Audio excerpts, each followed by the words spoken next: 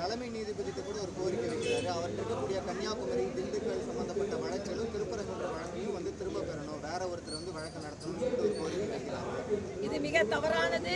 என்ன கேட்டா இவங்க நீதிபதி இவங்களே சில பேரங்கள்ல இவங்க வைஸ் சான்சலர் இவங்க கட்சியில் உள்ள செயலாளரையும் இவங்க நியமிக்கணும். அதே மாதிரி நீதிபதிகளை இவங்க நியமிக்கணும். நீதிபதிகள் நடுநிலையாக தீர்ப்பு சொல்வதை மதிக்க கற்றுக்கொள்ள வேண்டும். மரியாதைக்குரிய ஜஸ்டிஸ் சாமிநாதன் அவர்களை தனிப்பட்ட முறையில் தாக்குவதை நான் வன்மையாக கண்டிக்கிறேன். அவரோட ஜாதியை வந்து வன்மையாக தாக்குவதை வன்மையாக கண்டிக்கிறேன்.